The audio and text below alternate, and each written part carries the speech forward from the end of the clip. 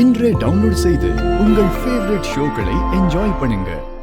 மாமனாரே, உனக்கு என் மேல கோவம் இருக்குது, சரி விடு. ஆனா பரணி யாரு? நீ பெத்த பொண்ணு தானே. அவ என்ன கல்யாணம் பண்றதுக்கு முன்னாடி உனக்கு மாலா தானே இருந்தா. அவளுக்காவது இந்த விஷயத்த நீ செஞ்சாகணும்ல. பரணிக்காக நீ தானே இந்த முன்னாடி நின்று இந்த ஆஸ்பத்திரி கட்டுற ஏற்பாடெல்லாம் செஞ்சாகணும். இந்த திட்டத்துல ஒவ்வொரு இடத்துலயும் முன்னாடி வந்து நின்று நீ தானே பண்ணி ஆகணும். உன் மாவளுக்காக செய்ய மாட்டியா? அதை விட்டுவிட்டு எல்லா ஐடியாவுக்கு தடை போட்டே இருந்தா என்ன அர்த்தம்? விட மாட்டேன், நானு விடவே மாட்டேன். கனவுல கூட நான் ஓம் பக்கத்துல நிப்பேன்னு நினைச்சிடாத. மாமனார, சவால் விடுதான் நினைக்காத. மனப்பூர்வமா சொல்லுதேன்.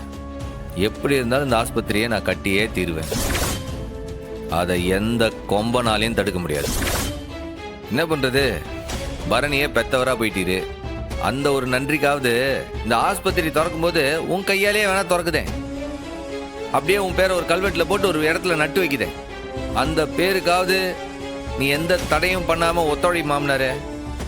இங்க பாரு, இது என்னோட கனவு கிடையாது, பரணியோட கனவு, பரணியோட லட்சியம்.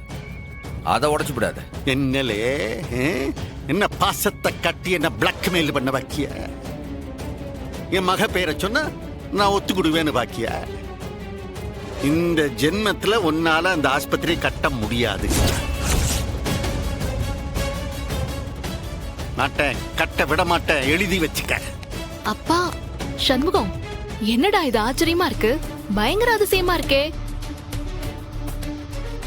மாமனாரும் மருமகனும் பக்கத்துல நின்னு பேசிட்டு இருக்கீங்க.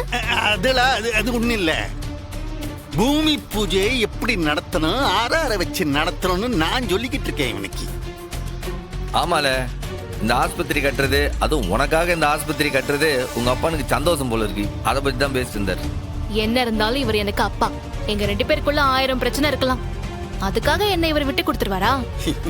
ஆமாடா, ஆமா, கரெக்டா சொன்ன நீ. நான் கிளம்புறேன் பாத்திரம். Hello sir.